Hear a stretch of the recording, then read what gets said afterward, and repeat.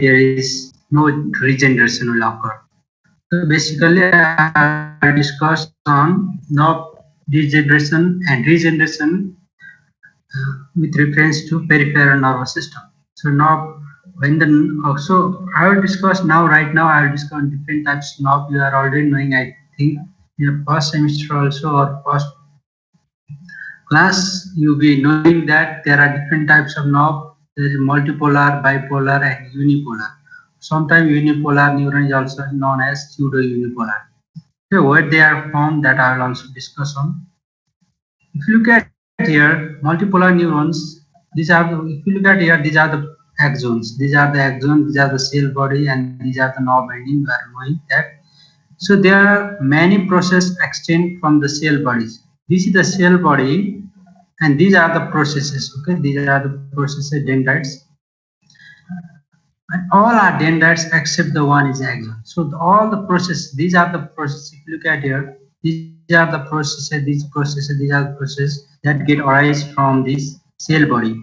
So except one, this axon, others are many processes are there and they are dendrites. Now look at here for the bipolar.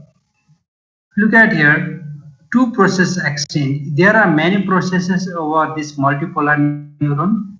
One is axon and other. Rest of them other are dendrites. Look at here in this bipolar, there are only two processes are there. One is the axon and another is the dendrites. Okay, this is the dendrites and these are the branch dendrioles. Okay, there are different branches there. Now, so these two processes are there. One is axon, another is one dendrite only, and these are the further dendrite. These dendrites get divided. Okay, the spikes are there.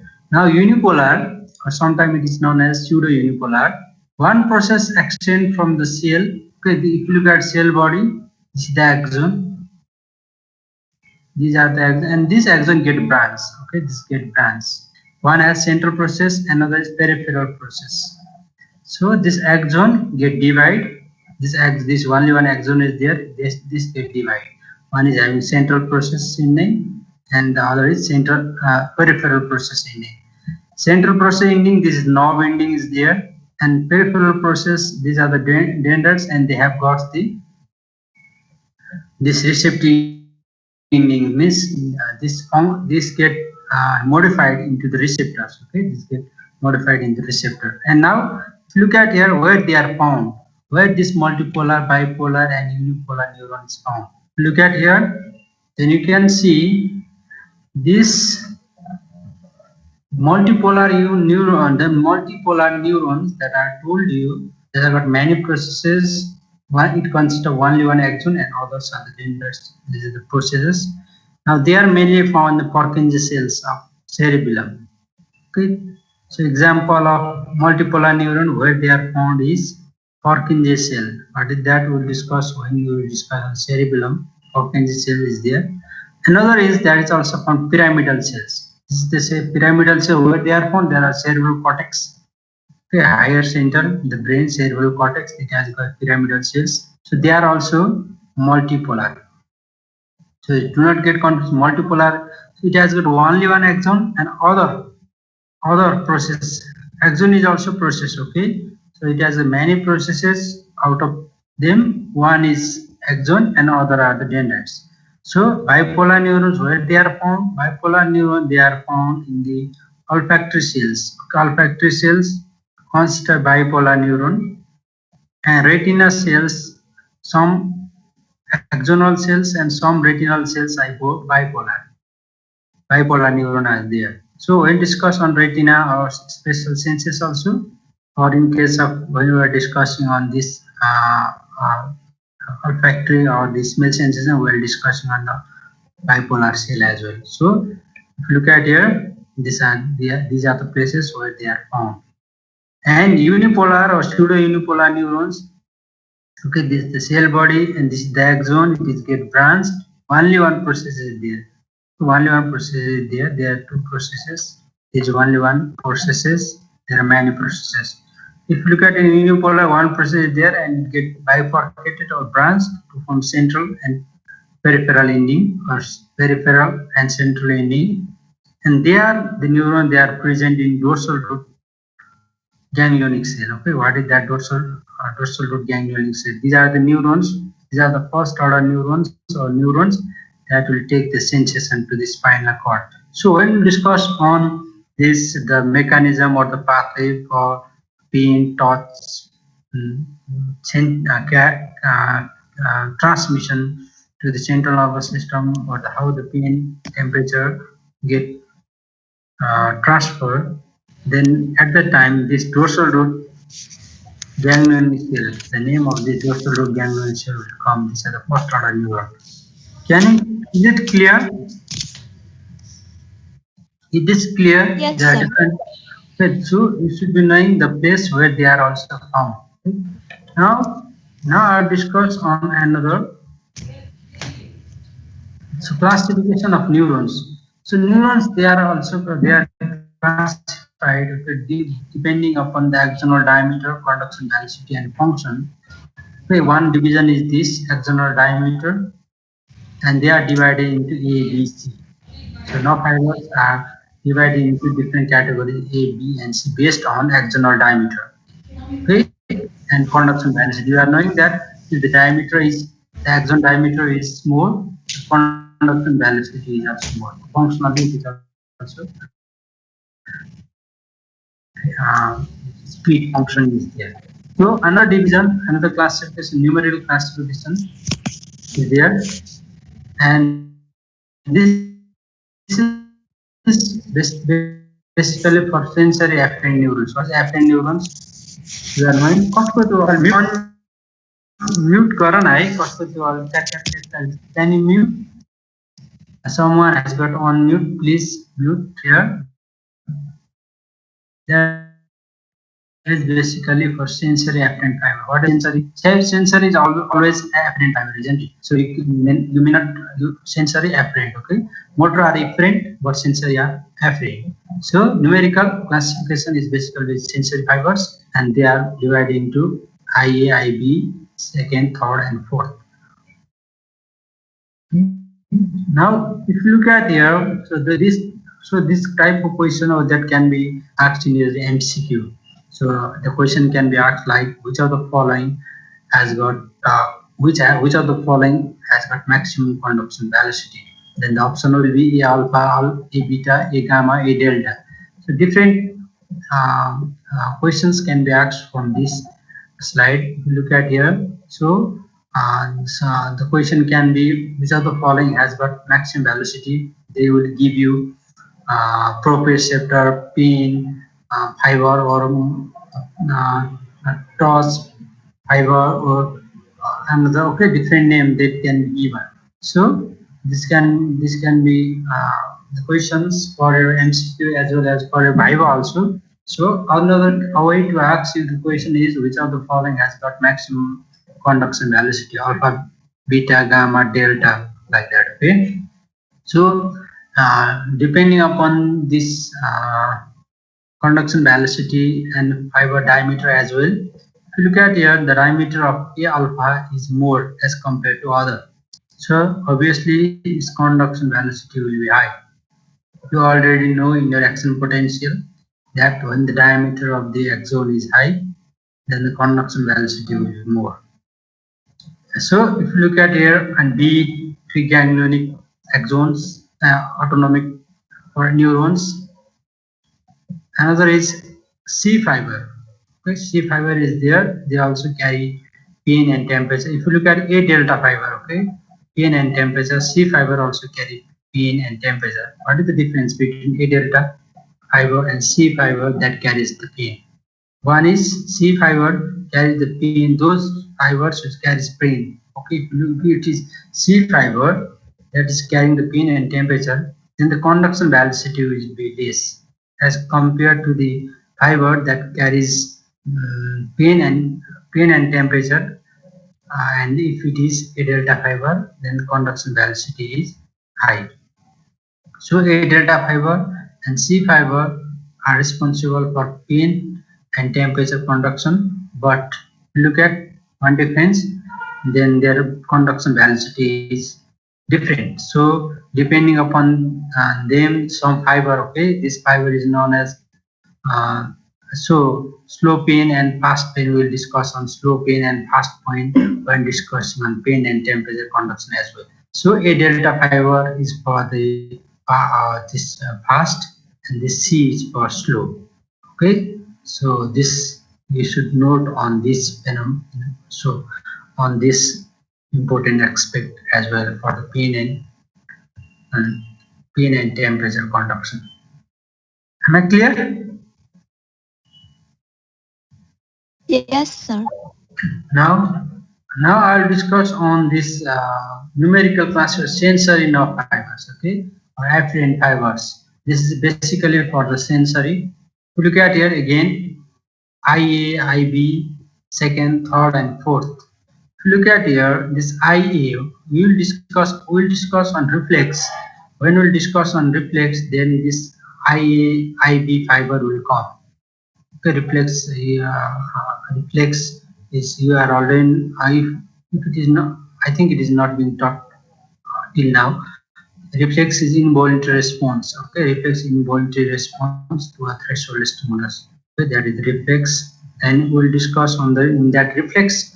You will be knowing the role of A5, IA fiber and IB fiber.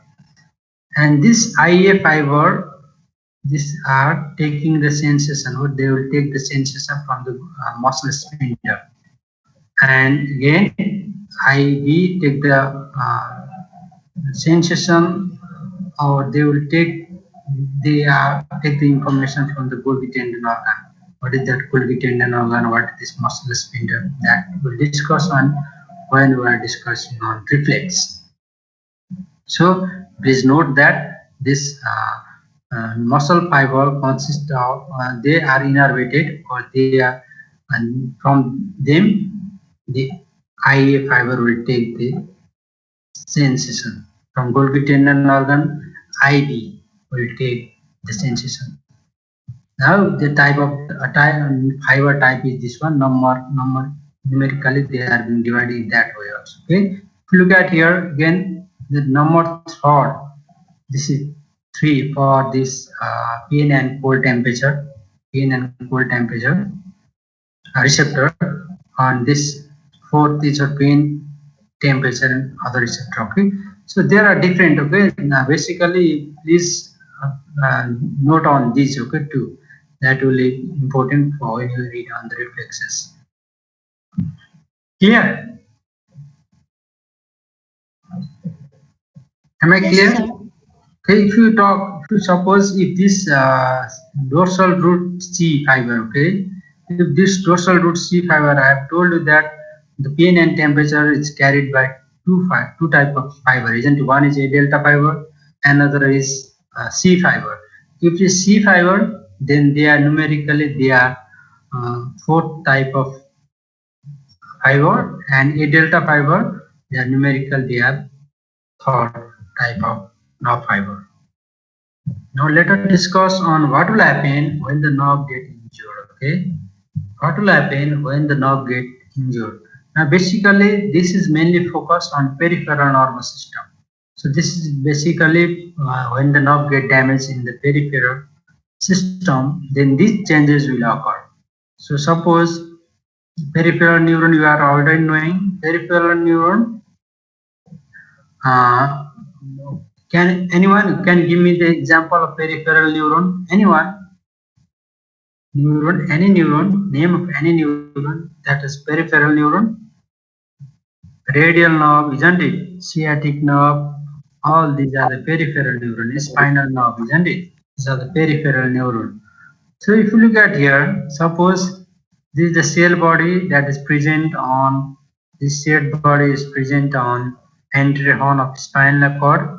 These are present on anterior horn spinal cord. This is the axon, and these are the nerve terminal. And this nerve terminal innervates the muscle. You are already knowing in neuromuscular junction, and there in neuromuscular junction is there. So this is the cell body, this is the axon, and this is the nerve terminal, which which is innervating the muscle. So they are forming here the neuromuscular junction. Suppose there is lesion in the axon over this side. At this side, the axon there is lesion. So cord is there. Then what will happen? To this is distal. Okay, this is the distal. Suppose this is the lesion. This is in the proximal. This is the proximal part, and this is the distal part in relation to the lesion. So there is lesion. Suppose here is lesion. Then this is the distal part, and this is the proximal part. So what are the changes that will occur on the proximal and distal side, or proximal and distal side?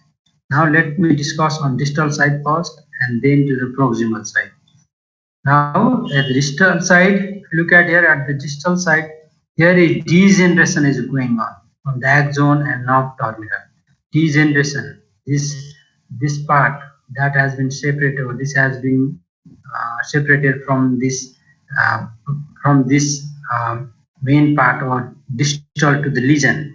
Then this will go degeneration, and this degeneration is known as Wallerian degeneration. So loss of axonal structure distal to the lesion. So distal to the lesion, there is degeneration is going on, and that degeneration is known as axonal degeneration. So what is the changes that is going on? One is this myelin. Look at a myelin sheath that was previously there, it get degenerate. This myelin sheath get degenerate. Another is this again the nerve terminal, this synaptic terminals also get degenerate. Now one important thing is that the swan cell which forms this myelin sheath, this gets survived. So this swan cell distal to the lesion gets survived. They will survive. Am I clear? Yes, sir. Now, so this surviving swan cell has got function that I will be telling you after this slide. So look at here, this degeneration is going on. The degeneration is going on axon as well as the nerve terminal. And these are the microglia or macrophages, or these are the macrophages of the microglia. They will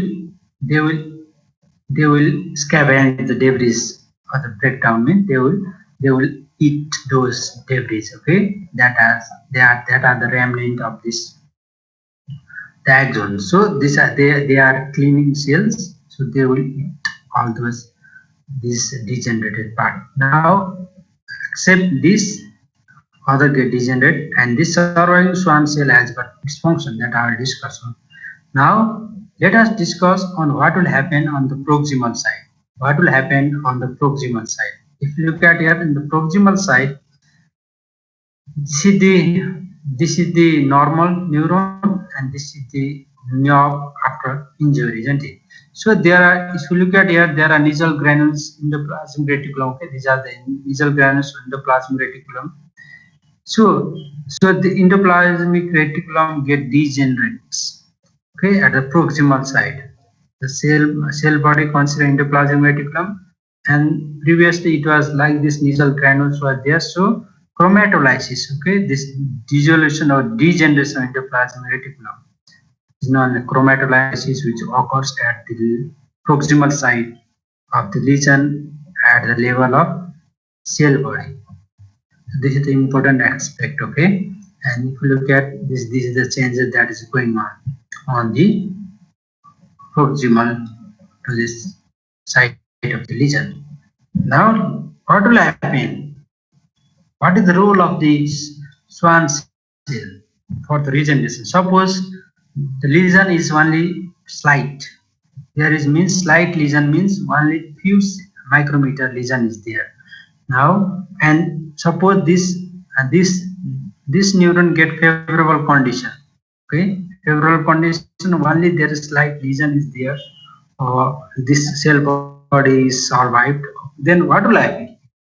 These are the changes that will occur for the regeneration of the neuron in relation to peripheral nervous system, okay, not on the central nervous system. Suppose I have told you that, or I have already told you that there is lesion over here. Okay, lesion is there. There is which is responsible for forming this myelin sheath get survived. So if you look at this at the site of the lesion, then there is sprouting. Sprouting tusa pollen. If you have you might have seen in case of potato also there is sprout is there, isn't it? Tusa हुन्छ नि हैन? So sprouting will occur over here. The proximal end of an injured axon regenerates into tube of sheath cell. What is that sheath cell that I will discuss on? So at this site, previously it was injured lesion, then the axon that is being remain, there will be sprouting will occur. So tusa pollen हुन्छ. Now at distal side, I have told you that the Schwann cell gets survived, isn't it? So these are surviving Schwann cell. Okay, these are the surviving Schwann cell was there, and they will get proliferate. Because some of the Schwann cell also get degenerated, but most of them will survive. So they will form this type of tube. Okay, what is that tube that I will now look at here? This is the tube. Okay, these are the tube surviving Schwann cell. Okay, this is a surviving Schwann cell. So they are forming the tube. Okay, and they will secrete, and this Schwann cell that is forming the tube-like structure, they will also secrete the neurotrophins.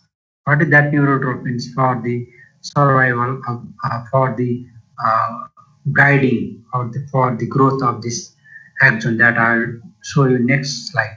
But right now you know that these Schwann cells, those that get survive, get proliferate, and they will form the regeneration tube, and they will secrete the neurotrophins. The Schwann cell produces the neurotrophins, okay, and that will promote the growth. That will promote the growth of these sprouts, and they will guide, that sprout to its previous position, or they will reestablish the neuromuscular junction. So this is the important thing that you should be knowing. Okay, am I clear? Schwann cell that forms the myelin sheath on peripheral nervous system gets survived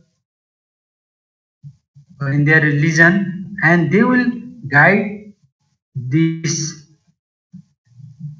sprouts, and finally helps to reestablish the previous or reestablish the connection, neuromuscular junction. It helps to form the neuromuscular junction. Am I clear? Yes, sir. Now again, if you look at here also,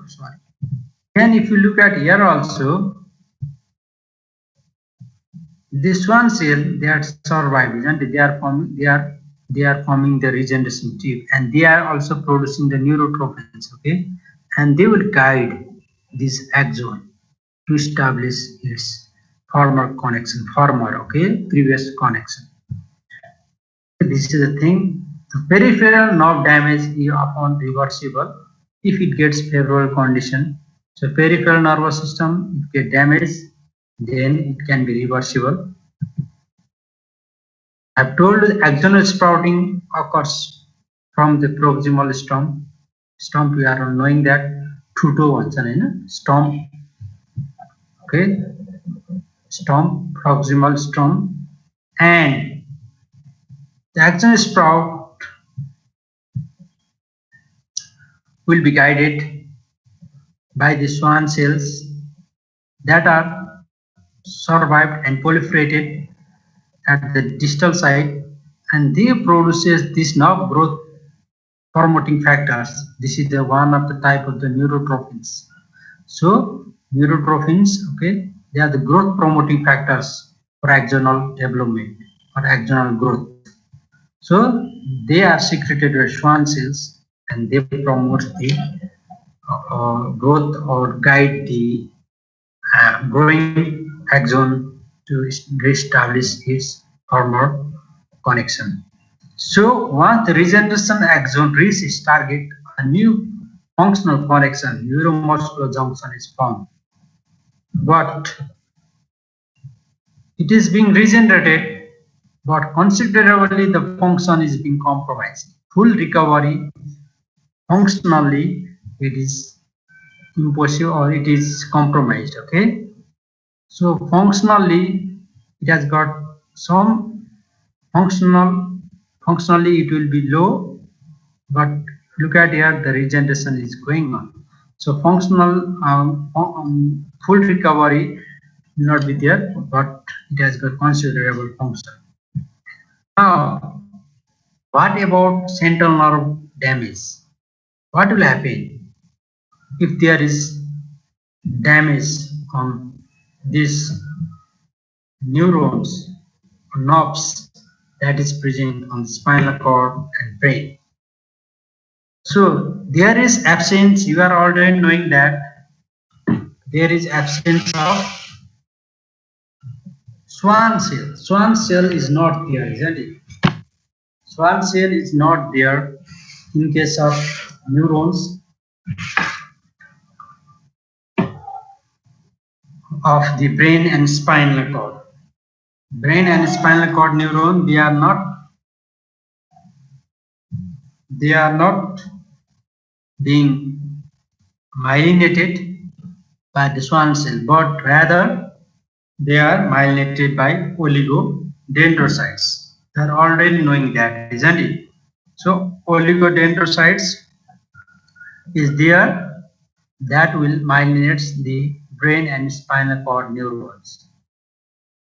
This is the basic difference in between myelination in peripheral nervous system and central nervous system. So, since there is absence of Schwann cell, rather there is present oligodendrocytes and other factor is also there, like astrocytes is there. Astrocytes is there. They will not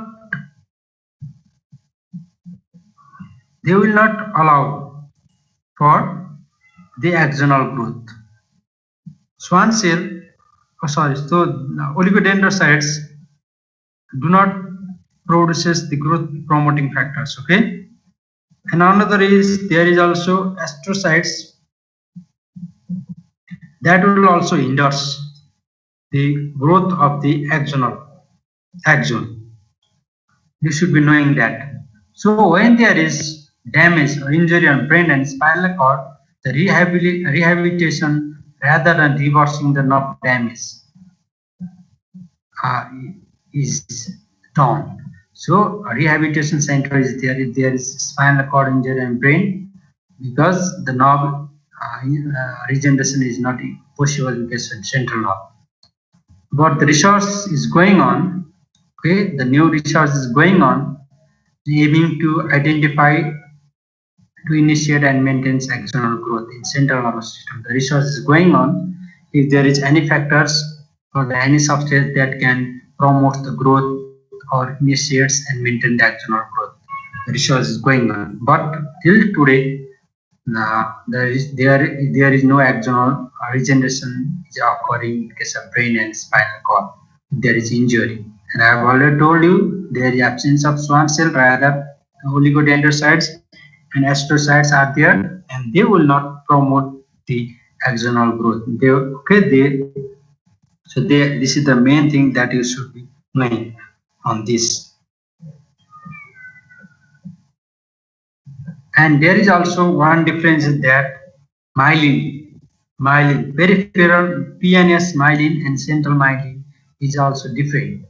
So there is different. Okay, there is different in. So this myelin in CNS myelin is a potent inhibitor. CNS myelin. myelin. Okay, myelin sheath I am talking about. They consist of myelin itself is a potent is a potent inhibitor. Inhibitor.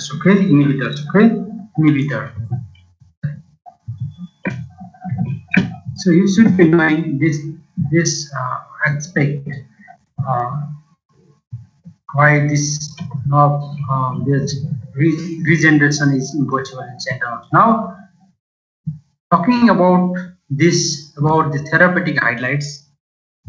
Look at here in relation to, okay, I'm in relation to this PNS, okay, therapeutic highlights. NSAID, just like ibuprofen, can overcome the fact that inhibits axonal growth following injury. So NSAID are given. Okay, they are shown that they are given. They have promising effect has been shown that they inhibit the inhibitors that do not allow the axonal growth. So NSAID can overcome the factor that inhibits axonal growth following injury. So if the inhibitors is being inhibited by the NSAID, then it will favor the axonal growth. Another is that drugs like pertussis toxins, okay, drugs like this pertussis toxin is also important for nerve regeneration. Growth cones collapse after nerve injury is prevented by drugs like pertussis. So nerve cone, if the nerve cone is there, is being formed when the nerve get regenerated, nerve bone is there, but this one pertussis drug will prevent this collapse of the growth cone collapse. So it also promoting the growth of the neuron. Am I clear? Is this clear? Yes, sir. Okay.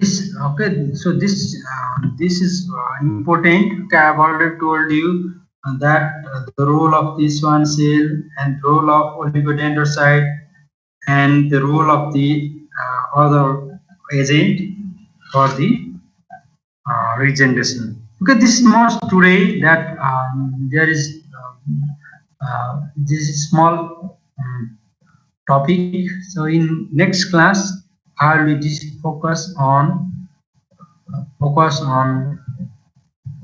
blood-brain barrier and CSF. Now stay on. I will take your attendance.